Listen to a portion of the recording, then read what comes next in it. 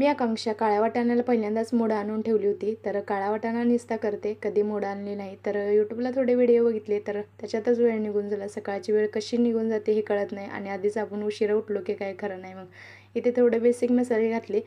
मसाला जास्त घातला नाही. तर त्याच्या आधी सांगते की 4 शिट्ट्या करून मीडियम गॅसवर जो वाटाणा आहे तो म्हणजे शिजवून घेतला आणि जी पेस्ट दाखवली बघा याच्यामध्ये पुढे ते खोबरं आणि जे कांदा आहे ते परतून मग भाजून ते मिक्सरमध्ये ग्राइंड केलेले आहे. कढईमध्ये तेल टाकलं, थोडेसे बेसिक मसाले खडे मसाले टाकले, कांदा टाकला, टमाटर टाकलं, चांगला गळेपर्यंत शिजवला.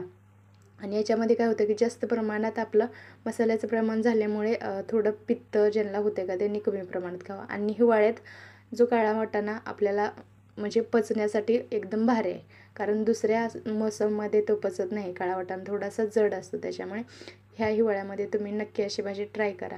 तर जे वाटण वाटलं त्याच्यात टाकलं आणि थोडंसं भाजून घेतलं तेल सुटेपर्यंत.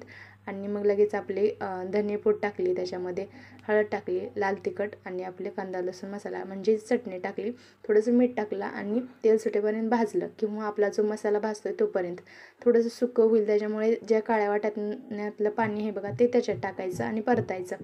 लगेच सगळं भाजलं की काळा वाटाणा टाकायचा. इकडे दुसरी आपली बेसिक तयारी असतेच, भात चपाती म्हणा दुसरी काहीही करून घ्यायचं. तो पण तो हळूहळू भाजत जातो आणि मस्त आपली ही रस्सा भाजी सुकी आणि आमटी करायची सुद्धा गरज नाही. हीच डब्याला दिली, हीच खाल्ली, एकदम भारी झाली. तुम्ही पण बनवा आणि एन्जॉय.